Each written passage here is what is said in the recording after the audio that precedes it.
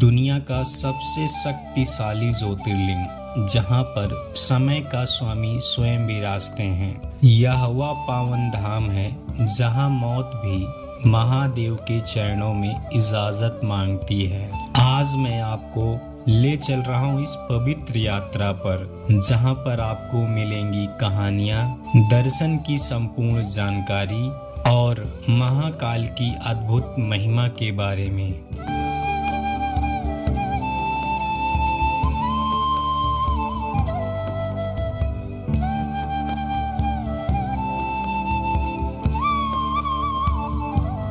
कहते हैं उज्जैन वो नगरी है जहां पर समय की गति भी रुक जाती है। नमस्कार दोस्तों, मेरा नाम है आशीष शुक्ला और मैं हूं हमारा ब्लॉग्स। और आज की इस वीडियो में हम आपको महाकाल से संबंधित, अगर आप सावन में महाकाल आने की सोच रहे हैं तो यहाँ पर कहाँ जाएं, कैसे कैसे दर्शन करें, ये सारी अपडेट आज की इस वीडियो में हम आपको कवर करने वाले हैं। ये वीडियो अगर आपको अंत में पसंद आती है तो प्लीज मेरे चैनल को लाइक करें, शेयर करें, सब्सक्राइब करें। जय श्री महाकाल।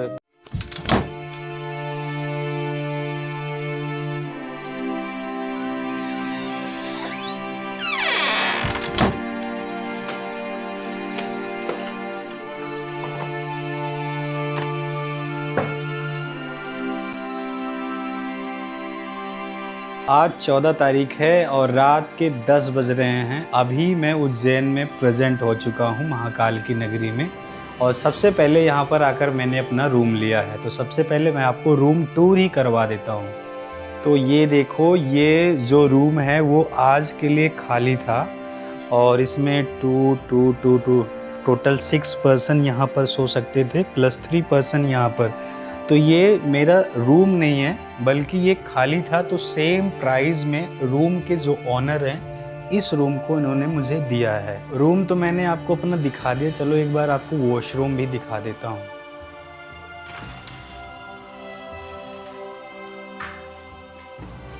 तो ये कुछ इस तरह से वॉशरूम दिखता है। वहाँ पर आप देख सकते हैं, यहाँ पर नहाने के लिए है, प्लस ये वॉश बेसिन है।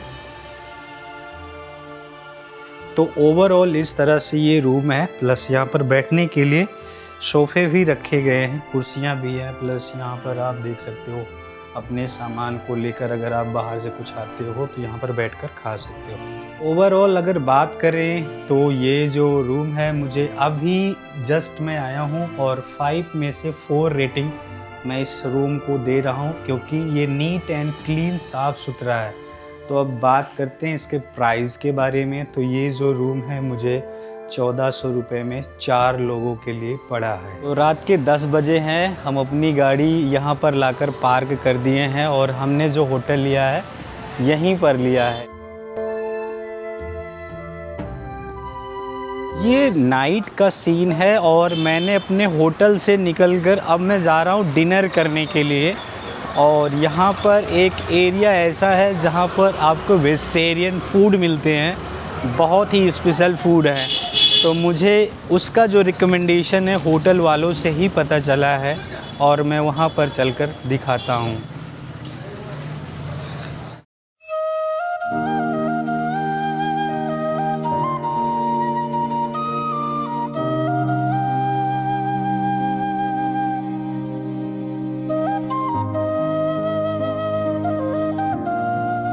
जिस होटल में हम स्टे किए हैं उसी होटल वालों ने मुझे रिकमेंड किया था कि भोला गुरु जी के यहाँ जाना और उनकी देसी घी की पूड़ी खाना। तो अभी मैं यहाँ पर आ चुका हूँ। 150 रुपये में 5 पूड़ी प्लस 2 सब्जी। ये चलिए मैं एक बार आपको दिखा देता हूँ। ये है पूड़ी और ये एक सब्जी ये है, और ये क्या है, रायता। सेम जॉन भाई के उसमें है और सेम मोनू के उसमें है और सेम मेरे थाली में भी सेम चीज़ है, आप देख सकते हो। तो एक बार इसका टेस्ट ज्वाइन करते हैं, खाते हैं, उसके बाद देखते हैं। खाना जो है हमेशा दाहिने हाथों से खाना चाहिए, क्योंकि मेरे बाएं हाथ में अब कैमरा हो गया है।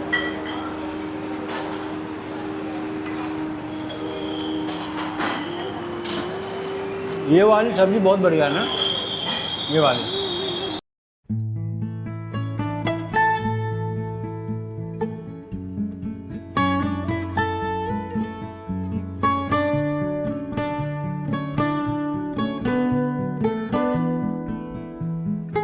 आने के बाद रात के 11:30 बज चुके थे। अब हम लोगों को नींद आ रही थी, इसलिए हम अपने रूम पर वापस आ गए। 900 किलोमीटर गाड़ी चला के इस रूम में आया हूँ। पूरी तरह से थक चुका हूँ। बस महाकाल का आशीर्वाद था, इसलिए यहाँ पर आज पहुँच चुका हूँ। टोटल 19 घंटे गाड़ी चलाकर सही सलामत महादेव की कृपा से इस रूम में आके अब लेटे हुए हैं। रात भर सोएंगे और सुबह चल के आपको महाकाल का दर्शन करवाएंगे। हर हर महादेव।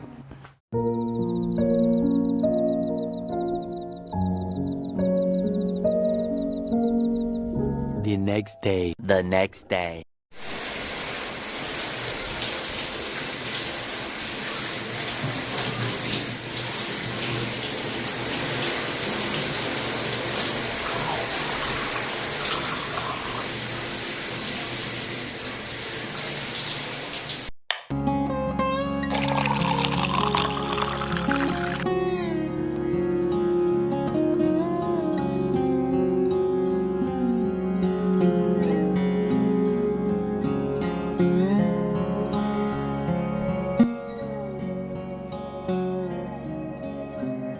संडे का दिन है और सुबह हो चुकी है। सुबह के 6:05 हो रहे हैं। हम अपने रूम में नहा धो लिए थे क्योंकि इतनी सुबह सुबह में शिप्रा नदी पर नहाने के लिए नहीं जा सकता था और अभी महाकाल का दर्शन करने के लिए चल रहे हैं। तो आज अभी सुबह के टाइम जब भी आप उज्जैन आने का प्लान कर रहे हैं, सुबह के टाइम आपको कहाँ कहाँ पर घूमना है वो चीज़ें मैं आपको बता देता हूँ। ये मेरे को होटल वालों ने एक कार्ड बना के दिया है और इसमें है शहर के बाहर, मतलब महाकाल का भी दर्शन करेंगे और उसके बाद शहर के बाहर जितने भी यहाँ पे मंदिर हैं वहाँ पर जाएंगे। उनमें से है संदीपनी आश्रम, मंगलनाथ मंदिर, सिद्धवट मंदिर, काल भैरव मंदिर, गढ़ कालिका मंदिर और भृतहरि गुफा है। तो वहाँ पर अभी चल के घूमेंगे। आप कहीं भी होटल लेते हैं, मान के चलो कि आपको अपने होटल से निकलकर 500 मीटर या फिर 1 किलोमीटर पैदल चलना ही पड़ेगा। अगर आप पर्सनल कार लेके आते हैं तो यहाँ पर आप पार्किंग कर सकते हैं, उसके लिए आपको चार्जेस देने पड़ेंगे। ये जो वेरीगेटिंग है यहाँ पर ऑटो वाले आते हैं। अभी सुबह का समय है इसलिए आ रहे हैं। जब ज़्यादा क्राउड होता है तो आपको अपने रूम से वहाँ तक, यहाँ तक पार्किंग तक आने के लिए पैदल भी आ सकते हैं, आप चाहें तो ऑटो ले सकते हैं, लेकिन यहाँ से आपको पैदल ही जाना पड़ेगा क्योंकि यहाँ पर सब कुछ बंद हो जाता है, इसके आगे नहीं जाएगी। देखो यहाँ पे बाइक भी पार्क हो गई है और यही रास्ता जा रहा है दर्शन करने के लिए। इधर से हमारी एंट्री हुई थी, हम इधर से ऐसे निकल के आए और यहाँ पर है बड़े गणेश जी का मंदिर है और उसी मंदिर के सामने आपको यहाँ पर शीघ्र काउंटर दर्शन का टिकट मिल जाएगा, जहाँ पर आपको 250 रुपीज़ पे करना पड़ेगा। ये देख लो। कौन सा 100 वाला है भैया? 100 वाला 150। ये वाला जो आप प्रसाद देख रहे हो 100 रुपये का है और 150 रुपये वाला दिखाना, ये 150 का है। इसके साथ फूल माला प्रसाद सब मिलेगा। देखो यहाँ पर ये 250 रुपये का टिकट मिलता था VIP पास के लिए। उसमें क्या होता है कि आप 250 रुपये का टिकट लेंगे, शीघ्र दर्शन के नाम का ये टिकट होता है, आप आधे घंटे में जाके दर्शन कर लेंगे। लेकिन आज है संडे और हम नॉर्मल दर्शन करेंगे, VIP दर्शन नहीं करेंगे क्योंकि मुझे वो मज़ा नहीं आता जो आप शीघ्र दर्शन करके आ जाएं। एटलीस्ट लाइन में जाएं, खड़े हो जाएं और अपनी बारी का इंतज़ार करके तब जाके दर्शन करें तो ज़्यादा अच्छा लगता है। और ये जो आप देख रहे हैं ये शिखर है महाकाल मंदिर का। तो अब हम चलते हैं अब दर्शन करने के लिए। एक प्यारी सी छोटी सी बच्ची है यहाँ पे तिलक लगा रही है। तो महाकाल में अंदर जाने से पहले आप चंदन वगैरह लगवा के जाएं।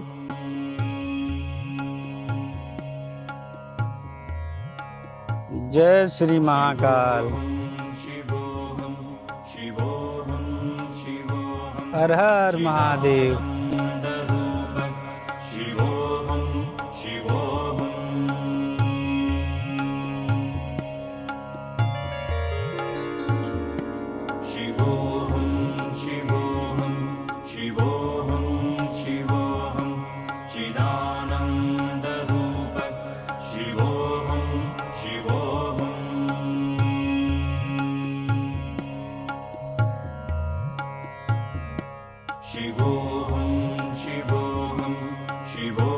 नॉर्मल दिनों में क्या होता है कि लोग वहाँ पे लाइन लगाते हैं और उसमें खड़े होके जाते हैं, और आज ये जो कॉरिडोर का रास्ता है दर्शन के लिए खोल दिया गया है, क्योंकि सुबह 6:30 बज रहे हैं और ये सुबह 6:30 बजे की भीड़ है। तो ये महाकाल का कॉरिडोर का वो सीन है, और आप देख रहे हो आज जो लाइन है वो पूरा कॉरिडोर से ओपन कर दिया गया है, क्योंकि क्राउड इतना ज़्यादा है कि इसको आज थाम पाना बहुत ही नामुमकिन दिख रहा है।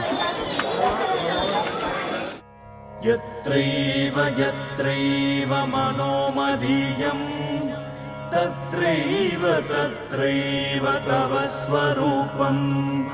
यत्रैव यत्रैव मनोमदीयं तत्रैव तत्रैव तव स्वरूपं। तो मैं दर्शन करने के लिए यहाँ पर लाइन में खड़ा हूँ महाकाल का दर्शन करने के लिए। तो आज मेरा यहाँ पे कहते हैं ना, महाकाल जिसको बुलाते हैं दर्शन करने के लिए वही यहाँ पर आ सकते हैं। आज के दिन मैं सोमनाथ में होता, मैं सोमनाथ जा रहा था सैटरडे को और आज है संडे, लेकिन महाकाल ने अचानक से बुलाया और मैं यहाँ पर चला आया। दर्शन करने के लिए लाइन में खड़े हैं, भीड़ थोड़ा सा ज़्यादा है, लेकिन जो सुकून नॉर्मल दर्शन करने में मिलता है मुझे, वो वीआईपी वाले में कभी नहीं मिलता। इसलिए मैं कभी भी किसी भी दर्शन करने के लिए किसी भी ज्योतिर्लिंग पर जाता हूं तो हमेशा नॉर्मल दर्शन ही प्रेफर करता हूं। वीआईपी टिकट मैं तब लेता हूं जब मुझे किसी ज्योतिर्लिंग को स्पर्श करने के लिए दिया जाता है, और महाकाल में इस समय करीब 1 साल से स्पर्श दर्शन बंद है। कोई भी नहीं कर पाएगा, कोई कितना बड़ा वीआईपी क्यों ना हो।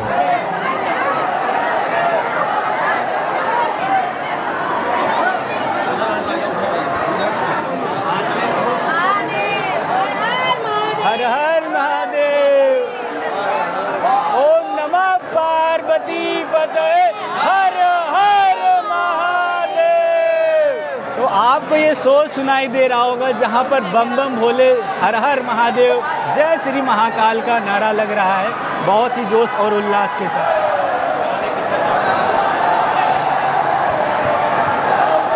हर हर महादेव।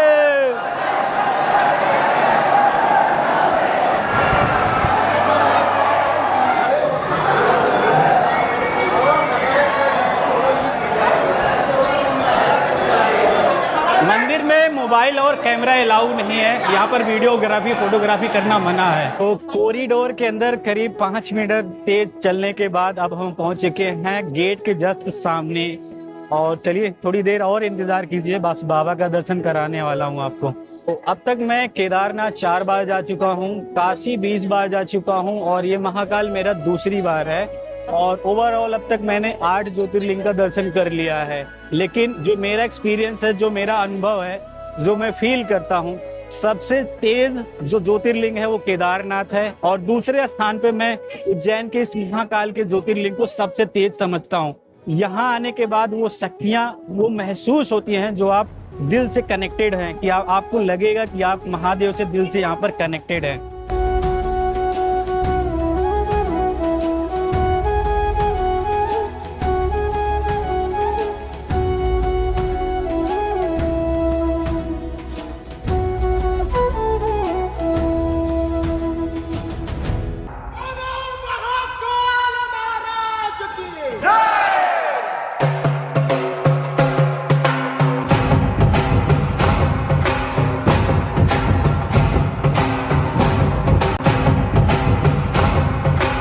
अभी हमारा जो है वो दर्शन हो गया है, और 6:30 बजे लगे थे लाइन में, अभी 7:30 बज रहे हैं। 1 घंटे में बड़े आराम से नॉर्मल दर्शन हो गया है। लास्ट ईयर बाबा ने जब मुझे बुलाया था तब मेरा जो दर्शन है वो ठीक से नहीं हुआ था, और इस बार मैंने बाबा को सुकून से 10 से 15 मिनट देखा।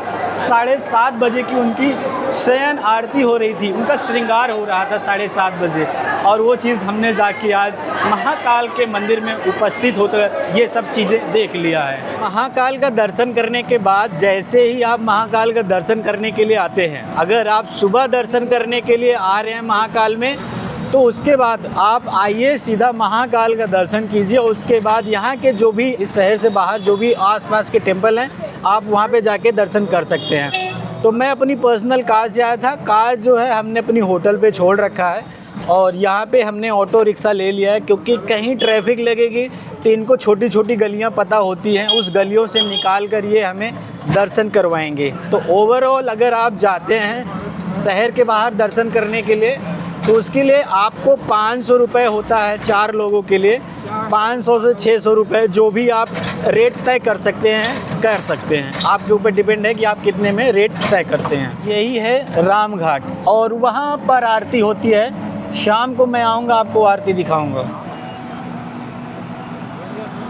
अभी हम यहाँ पर जाने वाले हैं। कौन कौन से प्लेसेस जाएंगे भैया बताओ एक बार आप हमारे ऑडियंस को। शांतिपनी आश्रम चलेंगे, हाँ जी। मंगलनाथ चलेंगे, हाँ जी। काल भैरव, ओके। चितपट डिस्ट्रिक्ट गणेश मंदिर है और हाँ। गढ़काली का शक्ति पीठ है। और इन सब चीज़ों को यहाँ पे जितने भी ये प्लेसेस हैं इन घूमने को कितना समय लगेगा टोटल? मॉर्निंग में अगर जाते हो तो 1.5 से 2 घंटे में आप फ्री हो जाते हो, क्योंकि मॉर्निंग का समय क्या है थोड़ी पब्लिक कम रहती है। हाँ। और डे के समय जाते हो तो 1 से 1.5 घंटा ओनली काल भैरव में लगता है। और वो पूरा 5 टेम्पल विजिट करने के लिए समथिंग आप लोग चाहिए 3 से 4 घंटे का। तो आप देख रहे हो 3 से 4 घंटे आपके पास होने हैं और आप आ रहे हो महाकाल का दर्शन करने। तो यार सिर्फ दर्शन करके भाग नहीं जाना है, आपको यहाँ पर घूम के जाना है। बहुत सारा यूट्यूब चैनल है, मतलब बहुत से लोग वीडियो बनाते हैं, आपको A to Z एक्सप्लेन नहीं करते हैं। कहीं यहाँ की वीडियो दिखाते हैं, कहीं वहाँ की वीडियो दिखाते हैं, तो इसमें जो ऑडियंस होती है वो पूरा कंफ्यूज होती है। तो आपको कंफ्यूज होने की ज़रूरत नहीं है। आप मेरी वीडियो देख रहे हैं, महाकाल मंदिर से सीधा मैंने ऑटो रिक्शा लिया और सबसे पहले अब चलते हैं संदीपनी आश्रम।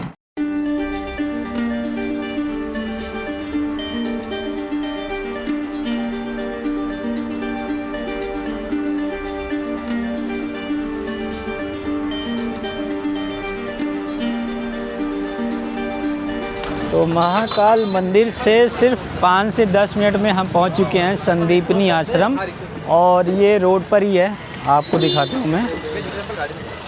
ये देखो, ये संदीपनी आश्रम जाने का रास्ता है और ये विद्या स्थली है।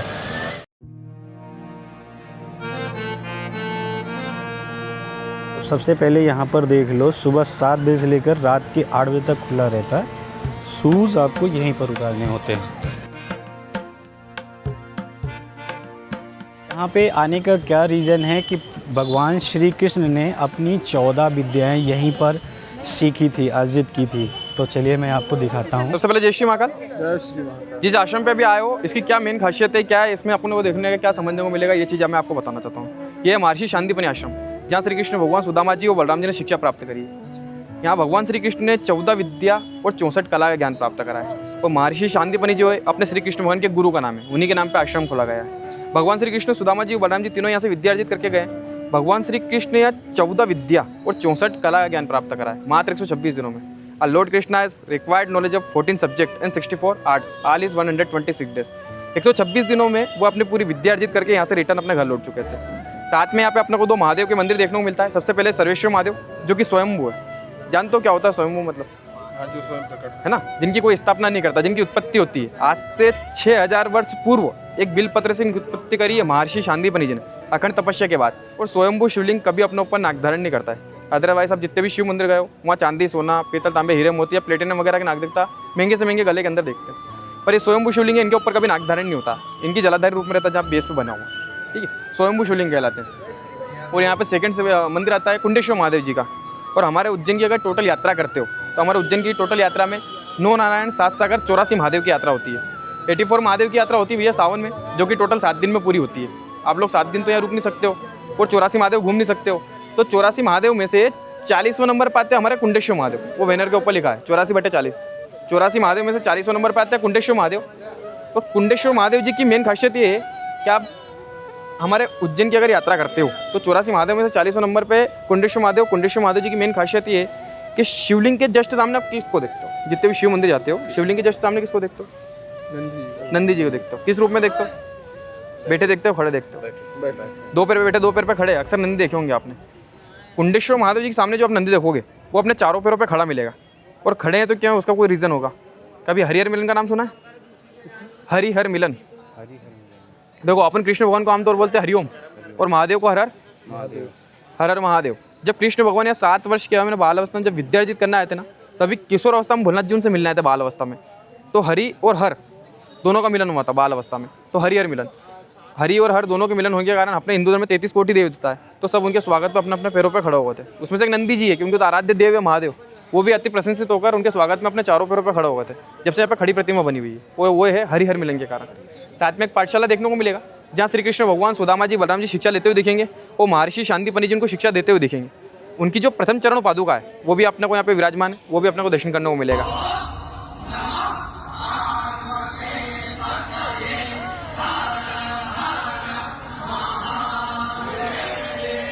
देख रहे हो उज्जैन कितना अद्भुत है और यहाँ की जो जानकारी है वो कितना महत्वपूर्ण है। इसको भगवान श्री कृष्ण ने अपने बेल पत्र से उत्पन्न किया था, इस मंदिर को, स्वयंभू सर्वेश्वर महादेव को।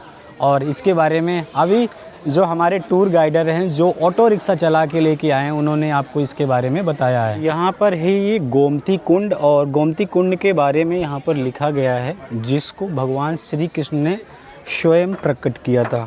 ये देख लो।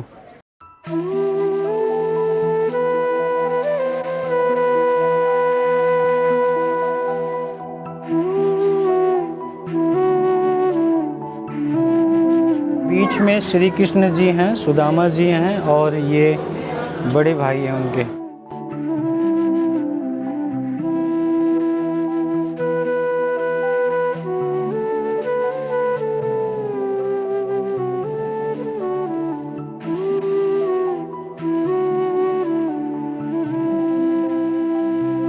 भगवान श्री कृष्ण ने जो यहाँ पर 14 विद्याएं सीखी थी, यहाँ पर एक बड़ा सा मंडप बनाया गया है। उस मंडप में उस चीज़ के बारे में एक्सप्लेन किया गया है, प्लस कौन कौन सी वो 14 विद्याएं सीखी थी यहाँ पर लिखा है।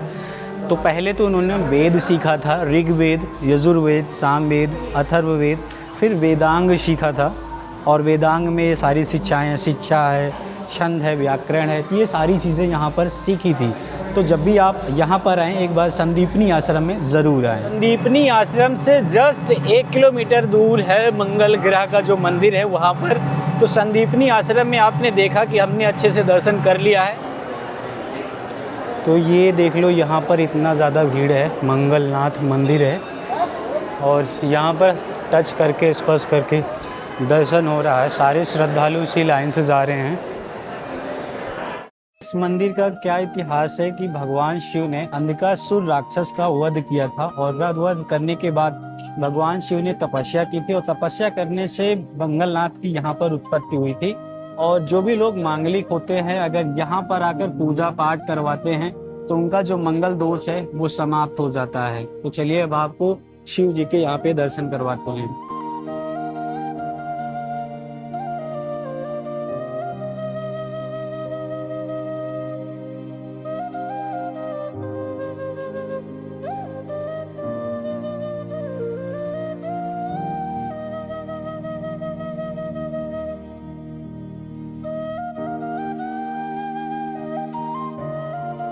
मंगलनाथ मंदिर में क्या है कि ये आपको नंदी जी लग रहे होंगे, लेकिन ये नंदी जी नहीं, आप इनके चेहरे देख सकते हैं, ये भेड़ हैं। और कुछ लोग यहाँ पर आके नंदी जी के कान में नहीं, भेड़ के कान में जाके अपनी मन्नत को मांग रहे हैं।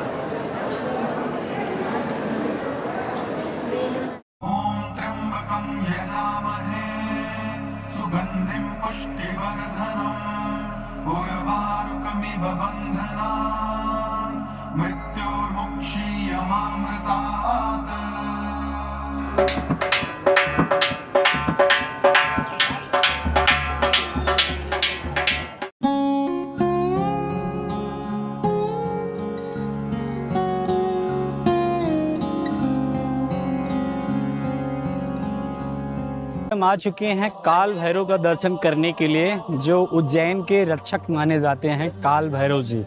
और यहाँ पर एक चीज़ देखने को मिलता है, पूरे वर्ल्ड में ऐसा कोई टेम्पल नहीं है जहाँ पे शराब चढ़ाई जाती है। यहाँ पर काल भैरव के लिए प्रॉपर यहाँ पर ठेके खोले गए हैं, या फिर जहाँ से आप प्रसाद लेते हैं वहाँ से आप शराब भी ले सकते हैं काल भैरव को चढ़ाने के लिए।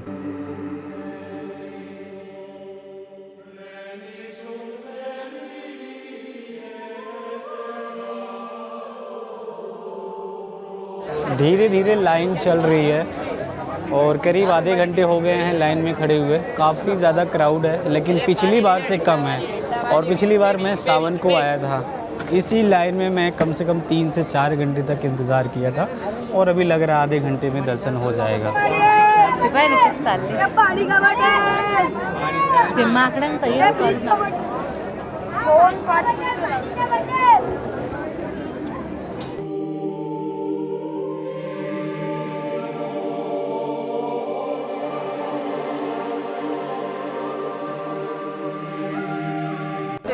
ये देखो बीपी को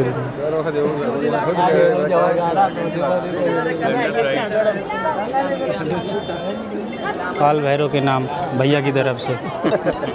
तो जैसा कि आपने ये बीपी की बोतल देखी, यहाँ पर एक तरफ है उज्जैन में काल भैरव टेम्पल जहाँ पे शराब चढ़ाई जाती है, वहीं सुबह का महाकाल के मंदिर में भस्म से आरती की जाती है। तो ऐसा है कुछ उज्जैन कुछ इस तरह से है। यहाँ पे कुछ अजीब सी चीजें आपको देखने के लिए मिलेंगी, लेकिन इसमें बहुत सारे चमत्कार जुड़े हुए हैं।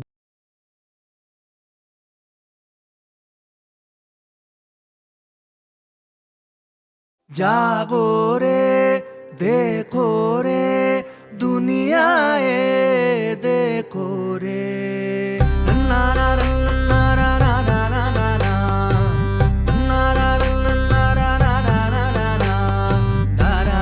ना ना। जागो रे देखो रे दुनिया ये देखो रे अंदर के। यहाँ से एग्जिट पॉइंट है काल भैरव का दर्शन करने के लिए।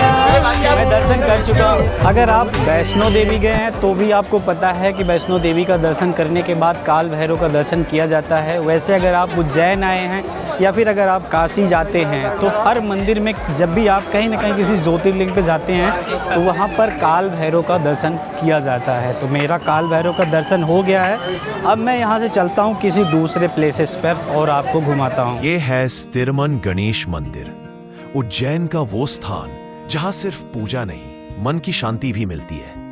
माना जाता है कि जो यहां सच्चे भाव से दर्शन करता है उसके विचार स्थिर हो जाते हैं और जीवन के निर्णय आसान हो जाते हैं। ये है स्थिरमन गणेश मंदिर है और इसको प्रभु श्री राम ने 14 वर्ष वनवास के बाद जब आए थे अयोध्या तो वहाँ पर अपने पिताजी की अस्थियां लेकर जब वो राम घाट पर विसर्जित करने के लिए आए थे, इस मंदिर की उन्होंने स्थापना की थी। इसको प्रभु श्री राम ने अपने हाथों से बनाया था। मंदिर में जगन्नाथ जी की मूर्ति थी और इस बार अगर जगन्नाथ जी हमें बुलाएंगे तो यात्रा में मैं जरूर शामिल होने के लिए जाऊंगा। अब देखते हैं कि जगन्नाथ जी हमें बुलाते हैं अपनी यात्रा में कि नहीं बुलाते। यहाँ पर है ये एक मंदिर जहाँ पर आप गाय को चारा खिला सकते हैं।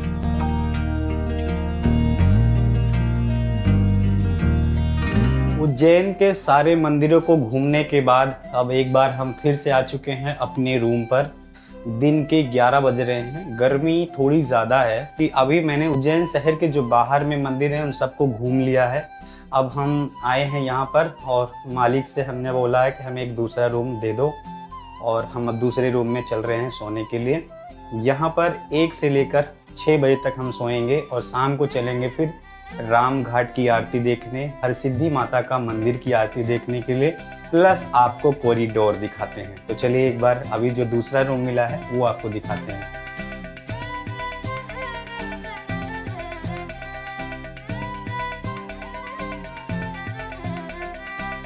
तो दूसरा रूम कुछ इस तरह से है और यहाँ पर हमारे सारे दोस्त सो रहे हैं और ये है मेरा बेड, इस पर मैं सो जाऊँगा। अभी मिलते हैं आपसे 4 घंटे बाद। सोकर उठेंगे फिर चलेंगे आपको हर जगह घुमाते हैं।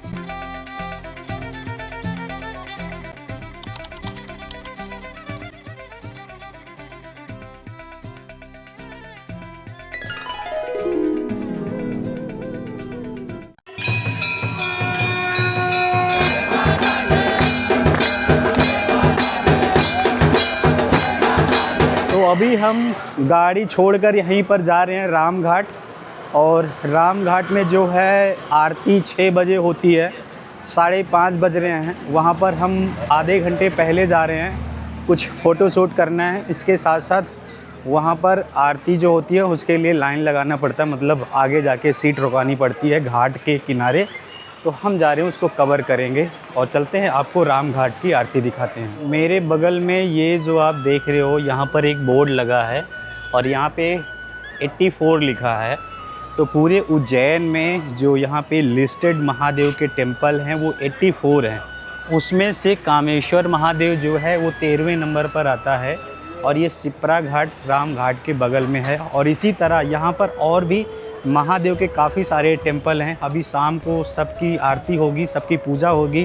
तो चलिए मैं आपको एक एक करके धीरे धीरे बारी से दिखाते हैं। यहाँ पे ये 84 में से ये 74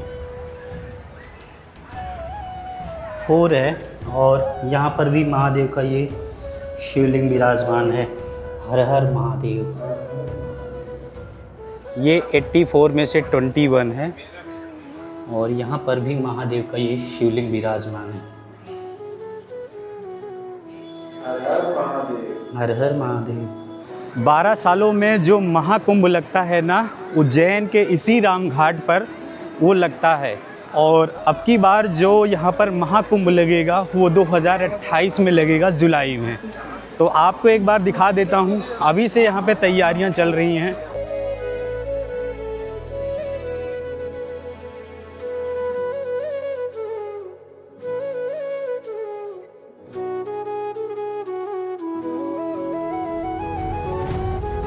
बहुत से लोग क्या करते हैं कि जब भी वो महाकाल में दर्शन करने के लिए आते हैं, शिप्रा नदी में इसी में आके स्नान करते हैं और यहाँ से स्नान करने के बाद तब वो महाकाल का दर्शन करने के लिए जाते हैं। और मैं भी यही करने वाला था, लेकिन मैंने यहाँ पे नाइट में रूम लिया था, जिसकी वजह से सुबह सुबह मुझे जाना था दर्शन करने के लिए। तो मैं अपने होटल रूम में नहाया था और उसके बाद दर्शन करने चला गया था।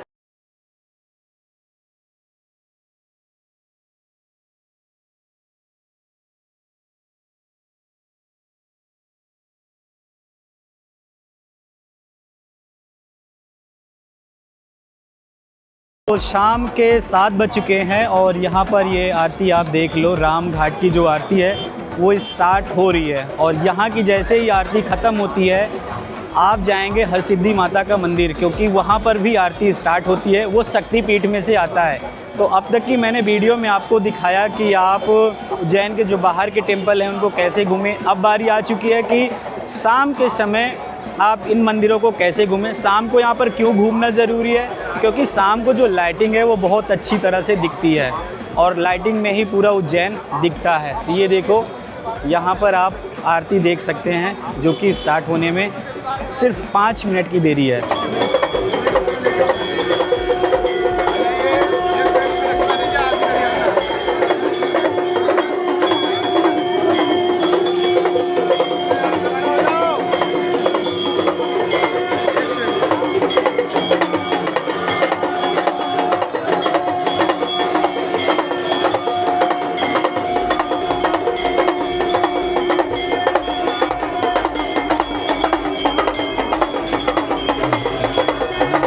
एक पल के लिए आप चाहें तो राम घाट की जो आरती है वो छोड़ देना, लेकिन हरसिद्धि माता के मंदिर की जो आरती है उसको बिल्कुल भी मिस मत करना। क्योंकि अब अभी तक मैंने आपको दिखाया राम घाट की जो आरती होती है और वहीं से वहाँ पर आरती हो रही थी और वहीं से आपको इसी रास्ते से जाना है। यहाँ से सिर्फ 100 मीटर की दूरी पर है हरसिद्धि माता का मंदिर और वहाँ पे आरती स्टार्ट होती है। यहाँ की जब आरती ख़त्म होती है तो वहाँ की स्टार्ट होती है। अब हम फटाफट चलते हैं, वहाँ पर आपको आरती दिखाते हैं।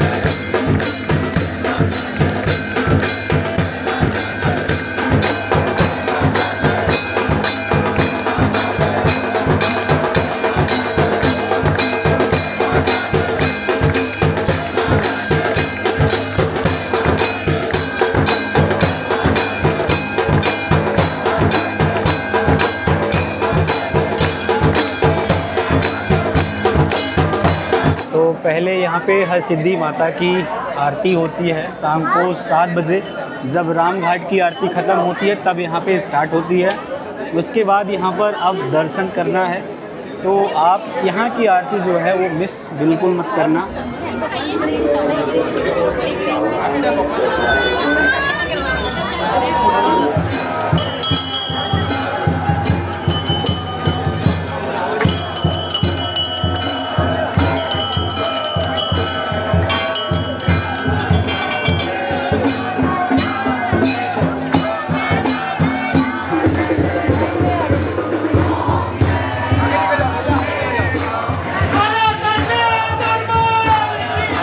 मां हरसिद्धि के दर्शन के बाद महज 100 मीटर की दूरी पर राजा विक्रमादित्य की प्रतिमा स्थित है, जो हमें हमारे सांस्कृतिक और ऐतिहासिक विरासत की याद दिलाती है।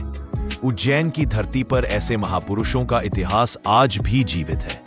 विक्रमादित्य सिर्फ एक राजा नहीं, एक आदर्श है जिनके साहस, नीति और धर्म का युगों तक स्मरण किया जाता रहेगा। नाइट में आप जब भी आते हैं तो यहाँ पर महाराजा विक्रमादित्य की इतनी बड़ी मूर्ति है, तो पहले आप नाइट में जब भी निकलेंगे राम घाट जाएंगे, वहाँ पे आरती देखेंगे, फिर जाएंगे आप हरसिद्धि माता के मंदिर में, वहाँ की आरती देखेंगे, और उसी के पास में ही है राजा विक्रमादित्य की इतनी बड़ी ये मूर्ति। तो यहाँ पर भी एक बार दर्शन करने ज़रूर आएँ। देख रहे हो कितना बढ़िया सीन दिख रहा है।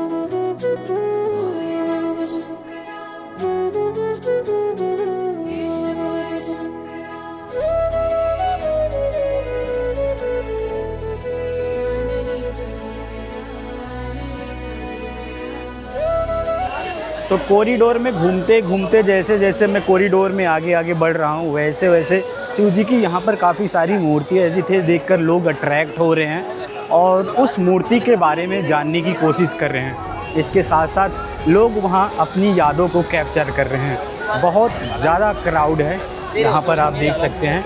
लोग अपने घर से, अपने परिवार को लेके, अपने बच्चों को लेके, अपने हस्बैंड को लेके, हर कोई यहाँ पर एक बार इस कॉरिडोर को घूमने के लिए ज़रूर आना चाहता है। यहाँ पर जो भी आप ये देख रहे हैं, यहाँ पे समुद्र मंथन के बारे में दिखाया गया है, और यहाँ पर जो शंकर भगवान ने विष पिया था, समुद्र मंथन से जो सबसे पहले निकला था वो विष ही निकला था, हलाहल विष, और इसको पीते ही शंकर भगवान जी की जो गर्दन है वो नीली हो गई थी। तो सेम चीज़ को यहाँ पर वो दिखाया गया है। कॉरिडोर में बहुत सारी चीज़ें हैं देखने लायक, तो आप यहाँ पर आएँ। कॉरिडोर में करीब 2 घंटे लग सकता है पूरे कॉरिडोर को घूमते घूमते।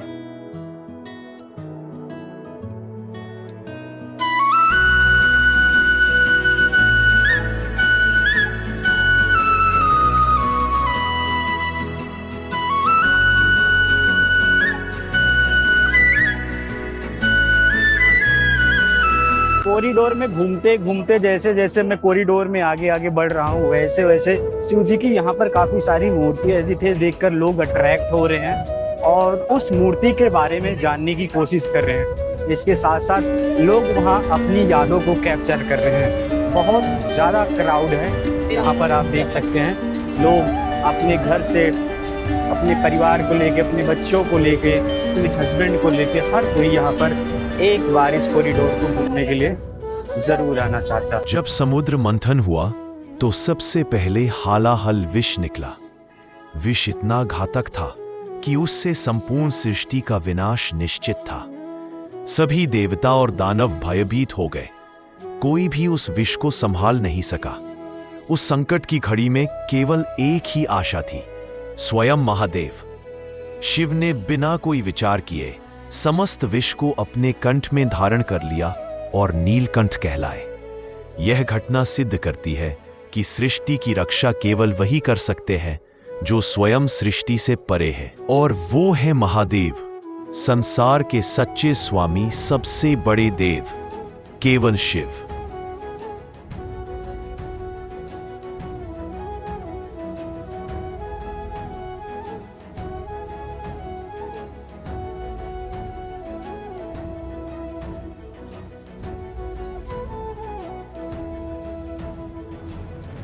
कॉरिडोर में बहुत सारी चीजें हैं देखने लायक। आप यहाँ पर आए, कॉरिडोर में करीब 2 घंटे लग सकता है पूरे कॉरिडोर को घूमते घूमते। ये है रावण का कैलाश पर्वत। कैलाश पर्वत पर जब भगवान शंकर और माँ पार्वती अपने परिवार के साथ रहते थे, तब रावण इस पर्वत को उठाने का प्रयास किया था और भगवान शंकर ने अपने नाखून से इस पर्वत को दबाया था ताकि रावण ले न जा पाए। तो अभी जो ये आप देख रहे हैं, आपको देखकर पता लग रहा होगा कि शंकर भगवान जी कहीं सज बज के जा रहे हैं। तो ये शिव जी की बारात थी जब वो अपनी शादी के लिए जा रहे थे। ये तब की सीन है, यहाँ पर दिखाया गया है। और ये देखो आगे जो देवतागढ़ हैं वो आगे की तरफ हैं और बीच में शंकर भगवान जी बैठे हैं, नंदी बैल पर बैठ के जा रहे हैं। जैसे जैसे आप आगे जाएंगे आप बहुत कुछ देखने के लिए एक्साइटमेंट हो जाएंगे, क्योंकि यहाँ पर बहुत सारी चीजें हैं जो भगवान शिव से जुड़ी हैं।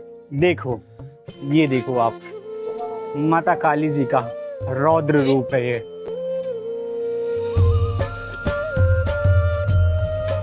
माँ काली का वो रूप है, चंड मुंड के रूप में यहाँ पर माँ चंद्रिका देवी है, काली जी हैं। जब इन्होंने चंड मुंड को मारा था, रक्त बीज को मारा था और उनके रक्त को पी गई थी। ये उस समय का फोटो है। जरा देखिए ये कौन सी दुनिया है, हम कौन सी दुनिया में आ गए हैं। यहाँ लोग पता नहीं आंखों में क्या क्या लगाए हुए हैं और कहाँ किस तरफ देख रहे हैं। ये महाकाल का मंदिर है, इधर तो कुछ दिखाई नहीं दे रहा। चलिए हम जानते हैं भाई इधर क्या दिखाया जा रहा है। बस मारती हुआ महाकाल की गर्द। कितने रुपए की? 20 पर सर, आपको ऐसा लगा सब घर में बैठ के महाकाल की बस मारती। तो ये इनको महाकाल की आरती, इन्होंने 250 रुपए का टिकट नहीं लिया था तो 150 रुपए बिहार में अब देखेंगे। कितने मिनट भैया? 9 मिनट। तो ये जादू करने के लिए हम भी अब तैयार हैं। ये देखो, ये ऐसा नहीं है कि जिसके पास पैसे हैं या फिर वही देख सकते हैं, जिसके पास नहीं भी है निःशुल्क देख सकते हैं। 40 सेकेंड्स दुर्लभ दर्शन केंद्र।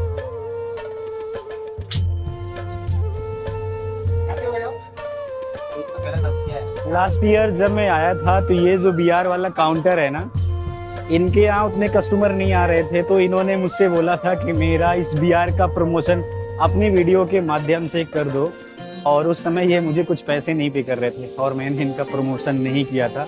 आज इनके यहाँ करीब एक दिन में कम से कम मान के चलो कि 2 से 3 हजार लोग बिहार दर्शन भस्म आरती देखते हैं।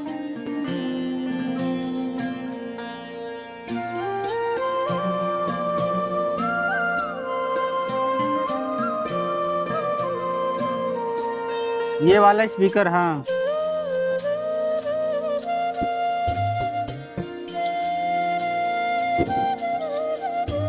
अभी मुझे एक ब्रह्मांड दिखाई दे रहा है। ओह माय गॉड, पत्थर आ रहे हैं बहुत सारे। जब मैंने वीआर लगाया, सच बताऊं तो लगा जैसे मैं महाकाल के दरबार में सामने खड़ा हूं। भस्म आरती, मंत्रों की आवाज, चारों तरफ की दिव्यता, सब इतना असली लग रहा था कि शरीर यहीं था, लेकिन आत्मा उज्जैन के मंदिर में महादेव के चरणों में पहुंच चुकी थी। ये सिर्फ दर्शन नहीं, एक भावनात्मक यात्रा थी। भगवान का पट सुबह 4 बजे खुलता है। अब खोलने से, मंदिर को खोलने से पहले यहाँ पर घंटियां बजाई जाती हैं।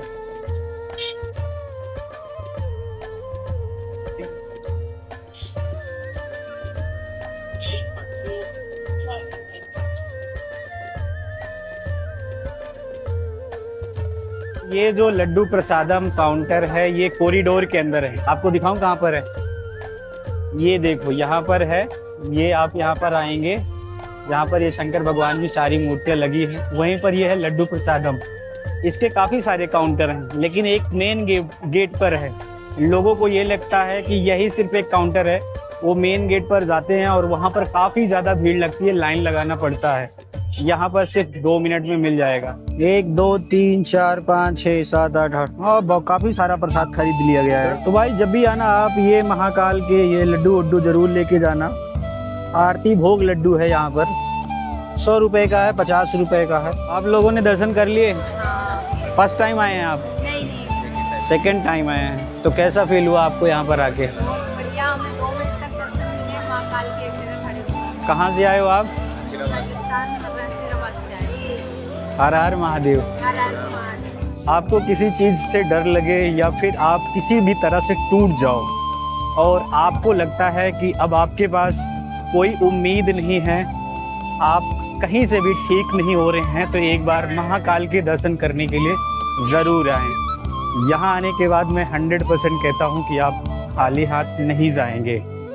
महादेव आपकी वो सारी खुशियाँ, सारी मन्नत लौटा देंगे, लेकिन हाँ, सिर्फ मांगने के इरादे से मत आओ। तो ये था महाकाल नगरी का एक इतिहास। अगर आप भी महाकाल की इस नगरी में इस रहस्यमय को जानने के लिए, यहाँ के इतिहास को जानने के लिए अगर आप आना चाहते हैं, तो इस वीडियो को ज़्यादा से ज़्यादा अपने दोस्तों के साथ शेयर करें और हमारे चैनल को लाइक करें, शेयर करें एंड सब्सक्राइब करें।